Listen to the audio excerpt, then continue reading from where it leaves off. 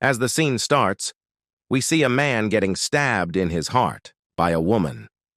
The woman has a cold look in her eyes, as if she doesn't feel any emotion in her heart while killing the man. The man coughs blood. He compliments the woman, saying, "She is still beautiful because he cannot possess her." With this, Deculaeon was killed, and the condition for the nullification of engagement was completed.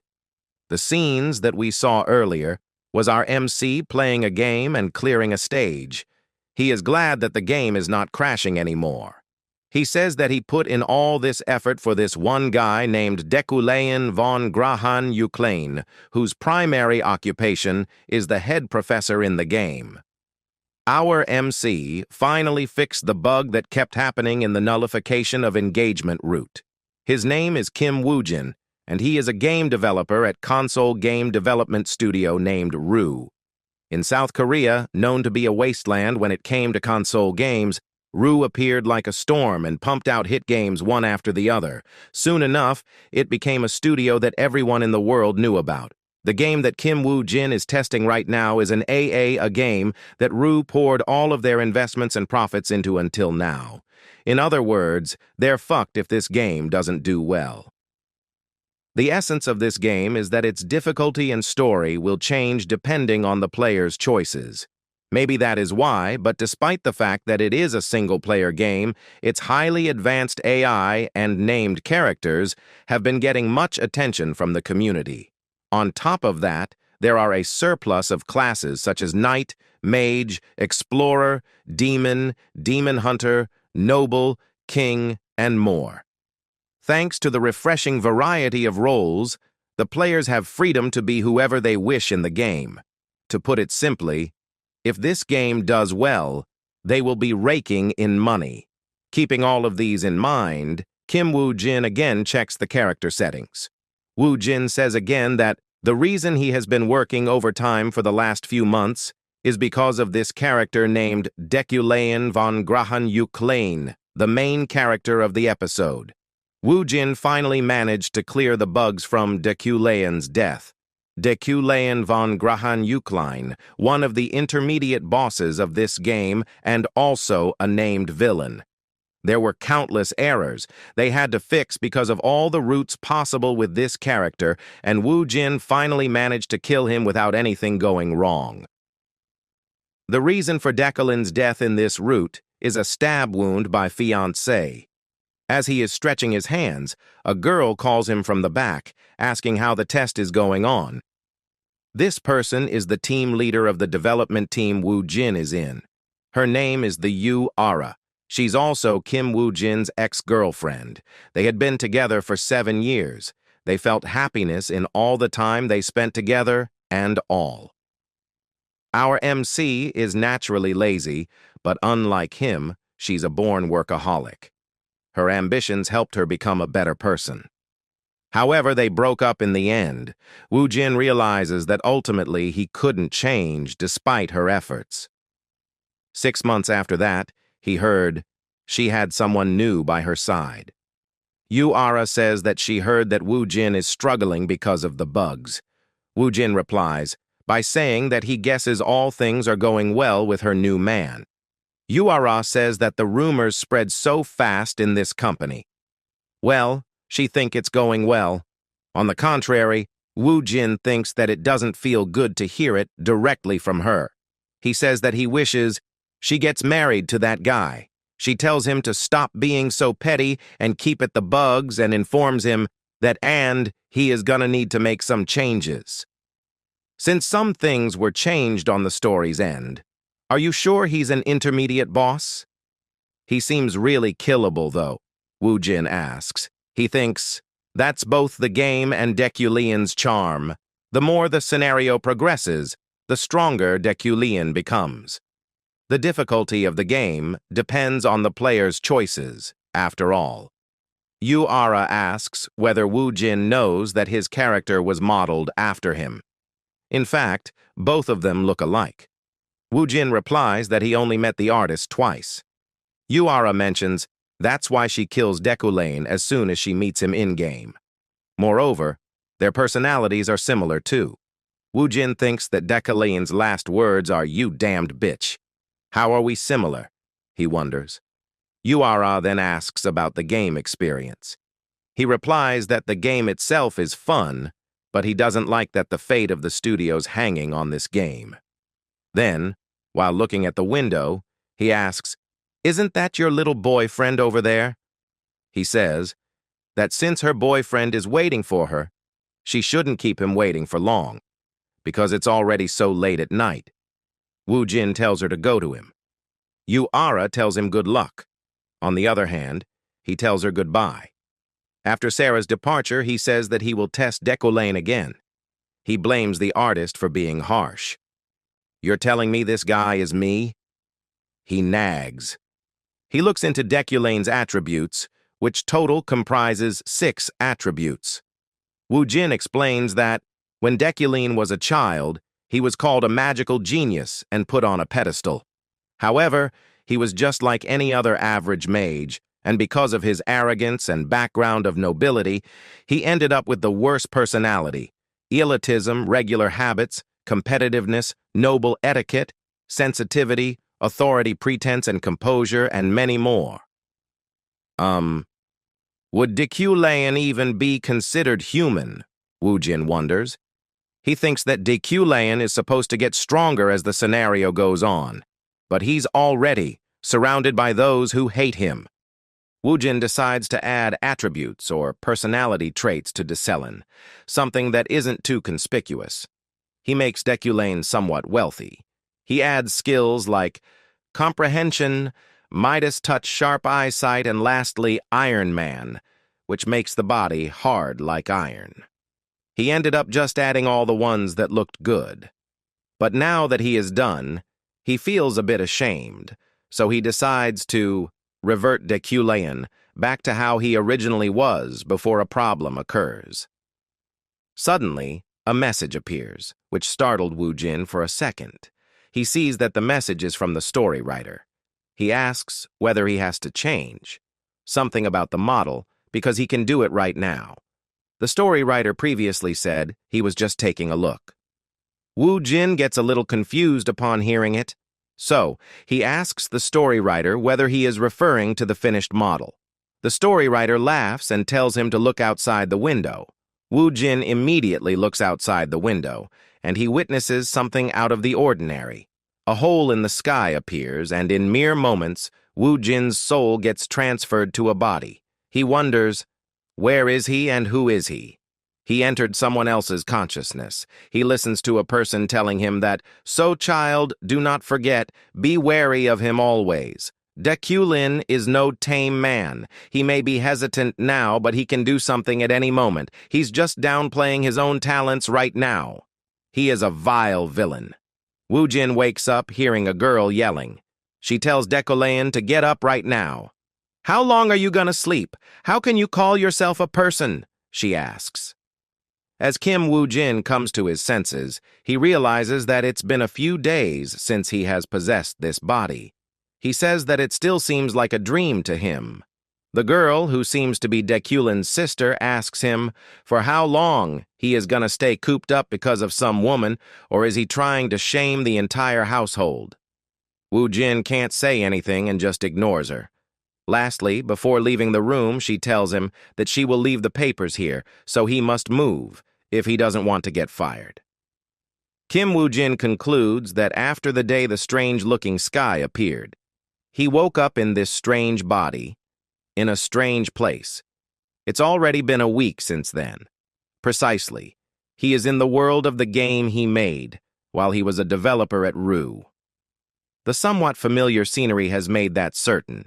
He transmigrated as the worst character in the game who cannot escape death no matter what.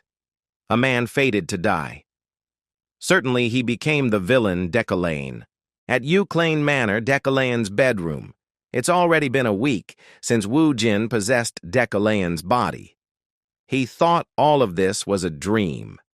At first, but as a few passed by, this realistic feeling of life made me finally accept the truth. Could this be some kind of afterlife because I died from that lightning strike? He wonders. Well, whatever. One thing's for sure that he has now literally become the villain of the game he was once developing. Deculayan von Grahan Euclane. He's the middle boss in the game, no matter which route you take. He's the root of all problems, the enemy of everyone, and has caused pain for countless characters. Just why did he have to end up as a named villain? Wu Jin thinks. Another big issue is that Wu Jin has no idea which part of the story he is in at the moment. The only thing he knows is the total amount of mana he possesses. Even so, he doesn't know how fast it runs out. He says that we can't prepare for anything like this. He is not joking when he say that. Everyone, including himself, tested the game around 1,000 times during development, and this character only survived once. He's nothing but a villain created solely to die and serve his purpose as the middle boss. He looks at the document that the girl left. It's a document from the university he teaches as a professor. The girl we saw yelling at Deculayan previously is Yariel von Grahan Euclane. The woman who threw this bunch of paper while he was sleeping is Deculayan's half-sister and the one serving as the head of House Euclane in Deculayan's place. A thing to note is that both of them doesn't have a good relationship with each other. The woman that Yariel spoke of previously is probably Julie. Wu Jin says that he is assuming that Deculayan currently had something happen with his fiancée, Julie. He remembers Yariel saying that she is leaving him with these documents, so if he doesn't want to get fired from his fancy professor job, he should get up right now. From now on, Wu Jin has completely become Deculayan. So moving forward, he would be referred to as Deculayan. He says that he should go because the lecture is today. He has never given any lectures before, so he has to do something to gather more information. A primary survival side quest appears, which tells him to become necessary to the game. The words floating above his face as he woke up, and because of what Yariel said, that he feels like he should get moving. There are ways for Deculayan to die because of Yariel. Anyway, he thinks that store currency is quite important. One might worry about what to do in the lecture, but it's fine for him, since this body has the attribute comprehension. It is a unique grade skills, which has the ability to understand anything. It can be activated by consuming mana. Before he became Deculayan, he gave Deculayan this attribute, so that he'd gain a little empathy. As it's a unique grade attribute that only appears later in the game, there are probably hidden effects which are unknown for him now. These clothes and the bathroom feel unfamiliar, but he can make use of them without much thought. It feels like he has lived as Deculayan all his life. Usually he would feel out of place if he wears clothes like these, but right now they feel elegant and brings him comfort. This is another one of Deculayan's attributes, comprising intimidation, dignity, and aesthetic sense.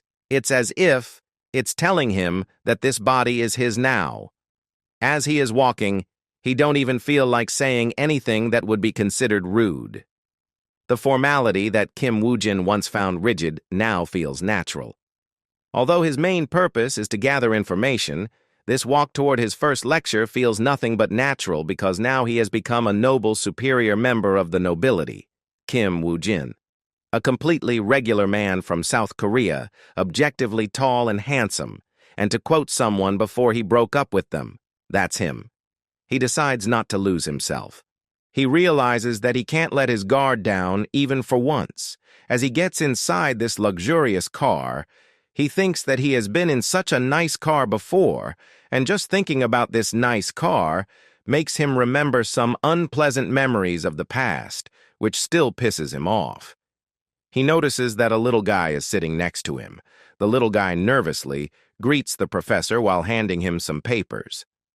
"Hey, are you a wizard?" Deculayan asks. The little guy shockingly replies, saying that he is not a wizard and that he has been in Deculayan's service for 3 years already. Deculayan says that he is just joking. He looks into the document. At first he thought it was a lecture material, But now, as he looks into it, it's just a script for him to read. It contains all the information needed for the lecture, from start to finish. He guesses there was no way Dekulin prepared the material himself, considering how prideful and untalented he is. So he concludes that this little guy must have done all the work. Wu Jin can't even say the word good properly. He finds it extremely, but nevertheless, he says that the guy has done a good job. Even the driver gets shocked by seeing that Dekulin is giving someone a compliment. Just how much of a terrible person am I? I feel sick from having complimented another person. Is this Dekulin's true self? Wu Jin thinks. He felt this as he was leaving the manor, but it seems that Dekulin's consciousness is invading his own. They arrive at the Imperial University, which is Dekulin's workplace. Previously, he received a letter from the Imperial University, and a place, named Rotio Hall, was noted. He thinks that he has to go to the Rotio Hall to give the lecture. The students at the Rotio Hall, which is also the lecture hall, are waiting for their professor, Dekulin. They say that they finally get to listen to head professor Dekulin's lecture. Some of them heard that Professor Dekulin was the master of spell interpretation and was apparently a child prodigy. At that moment, among countless gossiping, Dekulin enters, drawing everyone's attention. He introduces himself as Dekulin von Grahan Uklein. He says that he has taken this class as the head professor of the university's magic tower, and for now, he will begin the lecture. The girls in the hall are mesmerized by Professor Dekulin. They admire how handsome he is. They find Dekulin smart and cool as a professor, as the girls are fawning over Dekulin's beauty. There is one girl who is enraged. She crumbles up the paper in her hand to ease her anger as she is finally able to meet the enemy of her father. In her eyes, Dekulin is nothing but a trash bastard. 3 years ago, her father killed himself. For many years, he conducted research on spell interpretation, but due to the shock he received when someone extorted his thesis out of him, he fell into complete despair and chose death. The person who stole that thesis was called the genius spell interpreter by the people. Yes, that trash person was none other than Dekulin. However, she couldn't do anything, because after her father passed away, she lost everything. She, who was born as a noble, lost everything that was of value, including her family's house and territory, and she became an orphan with no home. So she made a pledge to take her revenge on that bastard. After she made that pledge, she was able to enter the Empire's Royal University, where Dekulin was a professor with enormous effort. She thinks that even if the other students don't know, she does that Dekulin's spell interpretation skill is all a bluff, stemming from her father's achievement, and with that, he ruined a family.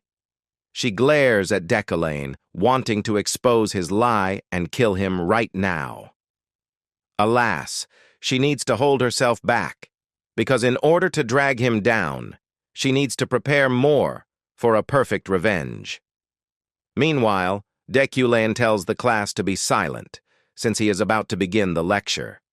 He introduces himself again, saying that he is the head professor of this magic tower and a monarch mage who controls elements.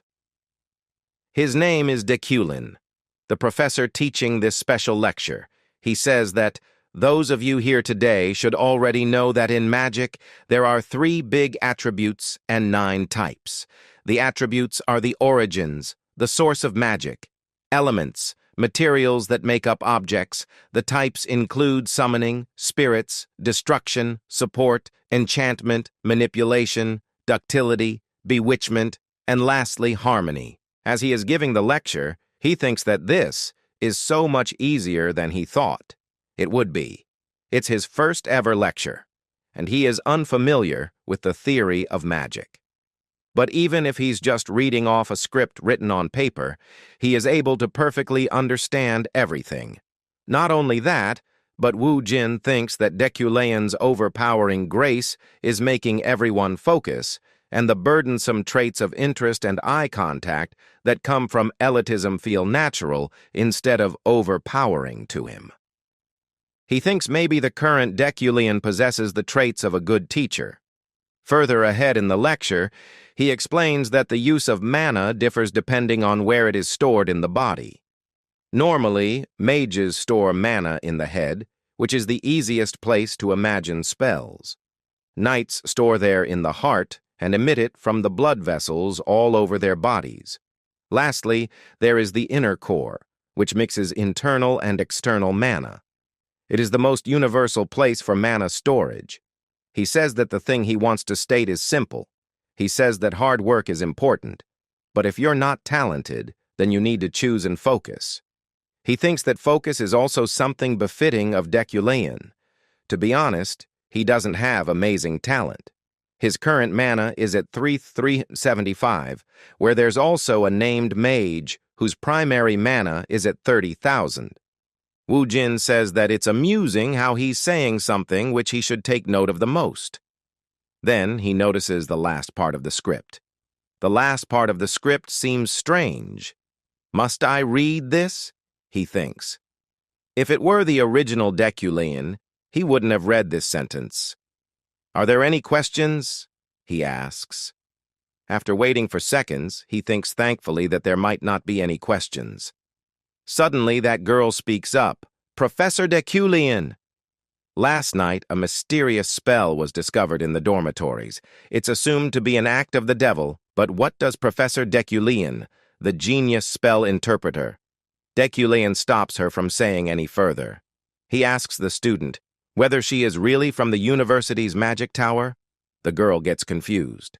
Deculian explains if she is, then it should be second nature for her to state her name and affiliation first before asking the question. Furthermore, he says that he will not answer questions from a child who doesn't know how to follow basic etiquette. Then, as he starts walking near the exit, thinking that he has no choice right now but to walk away, since he just realized that comprehension consumes an enormous amount of mana. He understood the script on the lecture, but it used 1,300 mana, so he doesn't know how much mana will be consumed on a spell he has never seen before. Meanwhile, everyone laughs, seeing the girl getting humiliated. They taunt her, saying that it seems like she wanted to be noticed, but it didn't work. She shouts, telling the professor to wait. She says that right now, the magic tower is refusing to analyze it, saying it's a rumor. If it's the professor, then she thinks that he could figure out the type of magic used. She immediately realizes a spell, requesting the professor to interpret this spell. Just looking at the spell for interpretation almost took all of the remaining mana out of Deculian. The girl says that currently, the several remaining debutantes at the dormitories are analyzing this, but there has been no progress. She tells him, give them a hint. Immediately, Deculian replies that it's a barrier magic. He says that there's no need for any hints. Lastly, he says that it's a bewitchment-type barrier spell, and it seems like someone wanted to trap them before leaving. With this, the side quest, University Lecture, was completed, and Deculian's store point increases by 0.5 points. At the cafeteria of the University Magic Tower, the girl is eating her food, as if she hasn't eaten for a while, cursing Deculian. She was going to expose that Deculian's spell interpretation skill was a lie, with an unknown spell, but he made her out to be an idiot with no manners just because she didn't say her name. She thought she was going to die of embarrassment. According to her, it seems like he was flustered, so he said it was basically a bewitchment spell. Bewitching magic is very difficult magic, and most spells need parameters, but to call that bewitching magic without any parameters isn't common. She remembers that she just brought the unknown spell that was drawn on the dormitory's front door last night. Well, it was quite chaotic at first, but she thinks that its purpose was to increase the freshman's research skills. At that moment, a friend of hers comes from the back, calling her name Epherine. She says that it's about the magic spell on the dorm's front door yesterday. After assuming it's a real barrier and recomposing the spell, it turned out to right, She says it's so cool that they didn't have the nerve to ask that scary professor, but what Ephorine did was really brave. Ephorine asks where that was really a magic barrier. The girl replies, saying that it really is a magic barrier. Don't you think Deculion is truly amazing? There weren't any parameters, but how did he know that it was a bewitchment? She asks. Lastly, she thanks Ephorine, informing her that they are going to write up a report, adding her name in it. She thinks that Deculion was lucky and got it right. She just improved Deculion's reputation for nothing. Undertaking of Elemental Magic is the lecture that Deculion's teaching this semester. She recalls the saying, "Know your enemy and you'll win all your battles." She decides not waver if she is going to keep seeing that annoying guy's face from now on. She again crumbles up the paper, giving a deadly look, telling Deculion to just wait for her, since she is going to expose him soon. Deculion has completed the side quest and his store currency increased by half. He has gotten out of huge trouble. Earlier, when he looks at the skill, his comprehension was activated involuntarily. Just looking at the spell circle with lines tangled within each other was enough to take out all of the mana remaining inside him. He wasn't even able to understand what the spell was. Even if he had twice the mana he has right now, he wouldn't have been able to understand the principles of the spell. However, the situation ended without any trouble. As Deculion is walking in the hallway, he comes face to face with Julie. Kim Woo-jin has seen this face thousands of times through his monitor. Julie greets Deculion and asked, "How has he been?" Woo-jin didn't expect to see her here. She is Deculion's fiancée, and she is a named character that will eventually become the pinnacle of knighthood. I am not sure. Fine, let's say. Deculion says, this to Julie. Julie get a bit angry and says, "You've been fine?" Despite breaking that promise we made a week ago, Woo-jin is confused as he knows nothing about the promise she is talking about. He thinks that it would be better to avoid her, so he tells her that he don't recall anything like that and starts to walk away. Julie stops him and asks if he is going to run away like before. Woo-jin gets that she is Noigona, let his pass easily. So he starts to think to an excuse that will work. He tells her that he seemed to have forgotten because of the fever he suffered from for a while. Before Woo-jin reincarnated into Deculion's body one night, Julie meets with Deculion and tells to promise her that if he is truthful to himself and confess his pretenses and arrogance to everyone, then she will be with him. Even the world crumbles. But after hearing that Deculion don't remember, she gets disappointed, and at the same time she gets angry. She tells Deculion that she was wrong, that she trusted him. After that, Julie tells Deculion that he may go. Woo-jin don't know what's going on. He simply leaves without saying anything. Julie's engagement with Deculion was out of convenience. Deculion, a talented mage, and Julie, a talented knight. And with the union of these two, it can only mean good for both politics and bloodlines. The Euclanes and the Freydens, the noble bloodlines. There was no one to object to this marriage. Julie don't want to marry the person she don't love. However, she agreed to this marriage, as this will be good for her household. However, the two households realized that Deculion's talents never existed in the first place. Perhaps he didn't wish to acknowledge it, but he lied to the world by calling himself a genius of analyzing spells and became a professor. After some incident, he stopped putting forth any accomplishments. Despite that, the Euclanes and the Freydens tried to keep it quiet. Julie is sure it was because the two households did not wish to be the topic of gossip. They did not want their flaw exposed to the public. But Julie could not forgive this situation. She was okay with a loveless marriage, but she could not stand the lies. That is her conviction as a knight. However, when Julie tells Deculion to promise her that he will tell everyone the truth, Deculion agreed with her and says that he will do as she says. But as now, Deculion don't even remember the promise. She is heartbroken and in rage. Later, the scene shifts and we can see the Imperial University's magic tower. The Imperial University is the best university in this game, and the magic department is the top of all its departments. You could say that the Korean equivalent of the magic department is Seoul University's medical school, and the Magic Tower is Seoul National University Hospital, a large campus and a garden that's well cared for. It reminds one of an American college campus. Kim Woo-jin and his team members spent all those nights together trying to create this atmosphere. However, Woo-jin thinks that it would have been much nicer if he was in some other person's body experiencing this campus. As he is walking, he sensed that someone is rushing towards him. He uses his elbow to knock the person. The person is Deculane's assistant. The assistant falls on the ground and says, "Sorry." He also says that he was in a hurry to see his professor. Deculane thought that it was an ambush, but it turns out to be his assistant. He then asked if his name was Zorro. The assistant gets confused and says his name is Alan, not Zorro. Deculane gets shocked, and that he must have mistaken. After that, the two of them goes to Deculane's office. Alan gives him the list of sponsorships for new mages this year. The Magic Tower is similar to research facilities in the real world, so money is required for the development of magic. The professors of the Magic Tower sponsor the new mages they deem worthy. Deculane starts to look at the paper. He sees that the names are shining gold.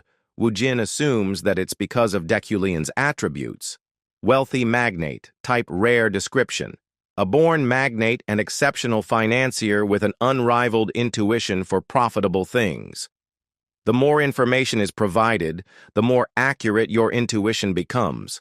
Another attribute is sharp eyesight. Description: the ability to visually perceive intuition, attributes, mana points, and similar elements. It is primarily used in conjunction with other traits rather than on its own.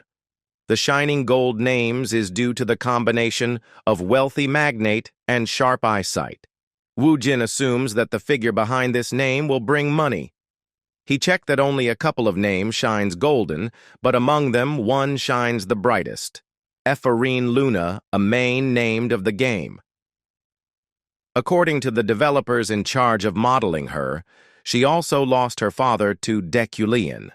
After seeing her name, Deculane noticed that nobody is support her. Deculane asked Alan about this. He tells him that everyone is wary that what Deculane will do if they support Luna. Luna has talent that has brought her to the Magic Tower, but she is the enemy of Deculane. To be specific, Deculane is Luna's enemy. Woo-jin is worried as if he let things play out like in the game he will meet the same ending. Attribute villain's fate description. A villain's fate. The whole world wishes for his death. However, what doesn't kill him makes him stronger. In the game, Deculane dies in countless ways. A sword to the heart, a wand to his head, poison in a wine glass, a bomb terrorism. Whatever the method might be, the fact that Deculane will die does not change. Now, if Woo-jin wants to live, he has to make a different choice. A choice that the original Deculane never would have made. Deculane then writes something on a paper and tells Alan to turn these in and borrow a few books he is going to write down right now before going home.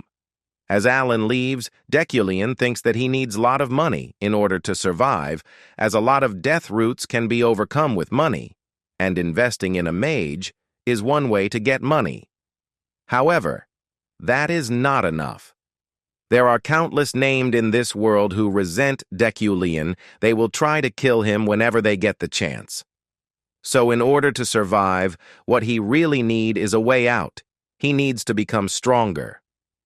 However, Deculane's talents are just average. At this rate, Woo-jin can't properly respond to future threats. He can't survive the countless deaths that are yet to come. Though Woo-jin have a thing that's in his favor, it's Deculane attributes. Deculane can't control all four elements like he boasts, but he definitely has potential in manipulating the earth and fire elements, and the result of combining earth, fire, and metal leads to the formation of Deculane's other attribute, which is called the Midas touch. Midas Touch is unique grade skill. It consumes the user's mana to unlock the potential of a target.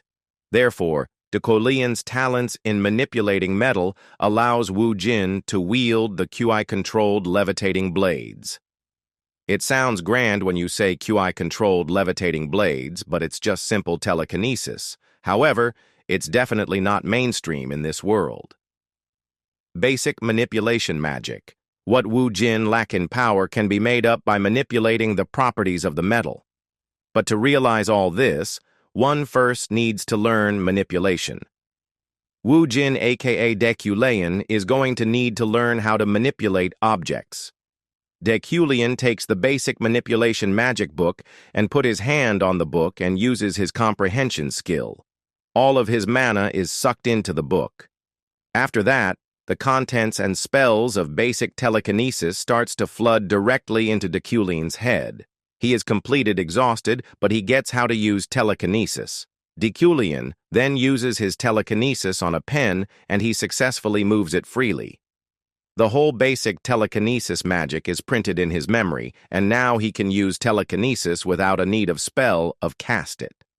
Although this is only the basics, if it's only this much, Deculeon won't reach the level he wants, even with higher-ranking telekinesis.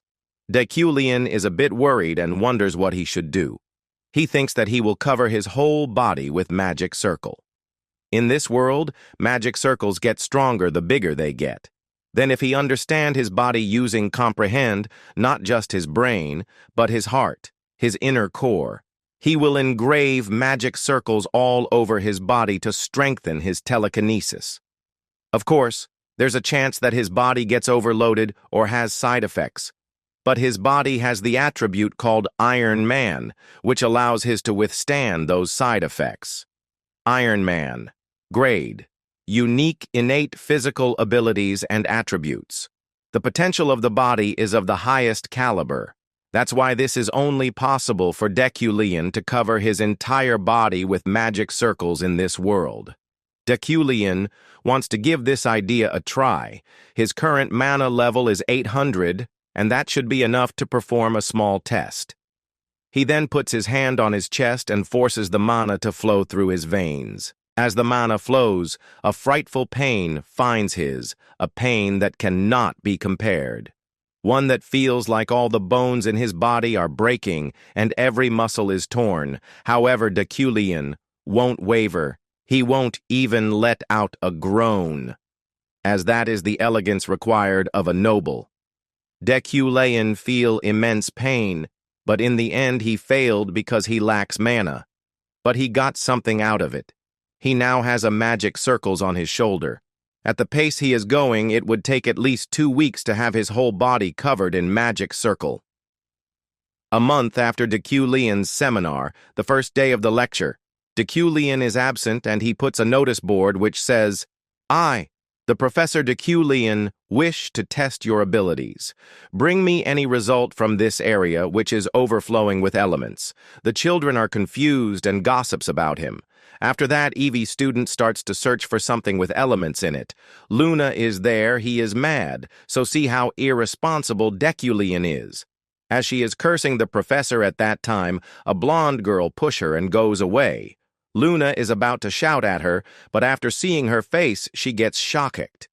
The girl who pushed her is Sylvia von Josephine Illade.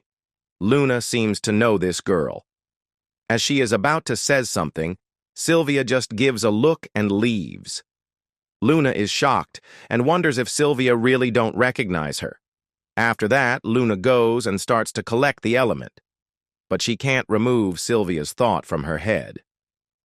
10 years ago, the Illades, fearing Luna's father and her potential, utilized their troops to surround their manor and threaten them. Luna is mad to see that Sylvia, who was there at that time, didn't even remember her, as she is thinking that she see that her mana is been sucked somewhere. As she looks around to see who is doing that, she see that Sylvia is the one who is sucking all the surroundings' mana. Luna gets up and goes to her and shouts, "Hey, what are you doing right now? Do you realize that you're taking everything that I've gathered?" Even after Luna's shouting, Sylvia ignores her. This made Luna furious. She says, "Hey, why are you pretending like you don't know me, Miss Sylvia?" "That's what I thought. There's no way you don't recognize me after threatening my family and forcing me to drop magic. Are you scared that I've come to steal all your spotlight?" After hearing this, Sylvia tells her that she don't know her. She further says that she only knows her father, that cocky former noble who died. This mad Luna crazy, and she starts to attack Sylvia. Sylvia sees Luna coming, so she uses her magic to defend herself. As the two of them clashes, a huge explosion occurs. The shockwave pushed the other students backwards. After the dust clears, we can see Luna gets through Sylvia's barrier, and she grabs the hair of Sylvia and shout at her, saying to repeat what she just said. Luna is scolding Sylvia. At that time, a vortex is created beside them. The other students are scared to see this. Luna is also confused to see that this vortex is created in the place where her mana and Sylvia's mana clashed. The vortex starts to suck everything in it. The situation is getting worse as this explodes. The metal fragments are going to burst like bullets, and everyone here will die. In a few moments, the vortex explodes. Luna uses her magic to defend herself. But as she can't feel anything, she opens her eyes and sees Deculion in there, and he has stopped all the fragments. Everyone is mesmerized to see that all the fragments are frozen in place. Everyone is in wow. As they are students who are learning magic, they couldn't help but feel the beauty of magic. After the mesmerizing the scene, Deculion frowns and tells everyone to leave. He tells Luna and Sylvia, who has caused a commotion, to stay. Luna is a bit scared, as she thinks that she will be expelled. The scene shifts, and we can see Deculion and the chairwoman is sitting together. Professor of Spirit Studies Retlan and Professor of Support Studies Relin comes and greets them. Adeline Segalian, the chairwoman of the Magic Tower, apologized to the professor for summoning them on such a short notice. Many other professors come and take their respected seats. They starts to talk who was the one who dared to attack the lady of the ill-aid house. The professors also praise Deculion that he called for this disciplinary meeting. Deculion gets that the result of this meeting is already confirmed. Everyone is in favor of Sylvia, as her ill-aid house is very influential. On the other hand, Luna, who is from a fallen noble family, has no power at all. Deculion wants to change the results of this meeting, as he can see the scarlet energy pouring out of Luna. This is only visible to Deculion because of his sharp eyesight, and this scarlet energy shows that villain's fate has manifested. If Deculion can't change the results, his death draws nearer. As the disciplinary meeting starts, Professor starts to scold Luna. They scold her and asked, why did she start the fight? Luna is disheartened. She replies that she can't say. She cries as Deculion is staring at her, and she can't say that Sylvia has insulted her father in front of her enemy. Hearing that Luna can't say the reason, the professor gets angry, and Professor Relin stands up and shouts, "What kind of jest are you pulling? Is it an inferiority complex of yours? You should have remembered the differences in your position and Sylvia's to dare to overlook such a thing." After that, the professor asked Sylvia that happened. She replies that during the class she accidentally destroyed Luna's work, and after that they led on an argument. Listening this, the professor now fully blames Luna and says many bad things to her. For example, "You lowly thing with no name. How dare you? Can't manage your anger." The professor starts to pursue the chairwoman that they should expel her. Luna can't take it anymore, having to hear all sort of rough insults at a mere school disciplinary meeting, all scoldings aimed at her, and there's also nobody who will protect her. She cries and frowns at Deculion. The meeting is coming to an end.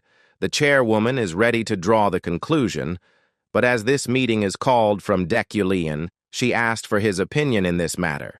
As Deculion speaks, Luna think that done now, she will be expelled for sure. But a surprising turn of event occurs. Deculion asked Sylvia if she really has no fault in this matter. Deculion's question shocks everyone in the meeting.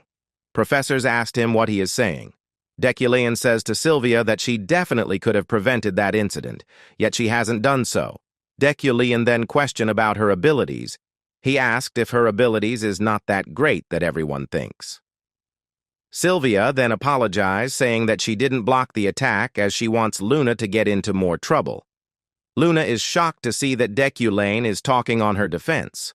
Professor Relin tries to convince Deculian that it's not Sylvia's fault, but Deculian tells him that if he thinks about the context, it's actually his fault that he wasn't present at the class.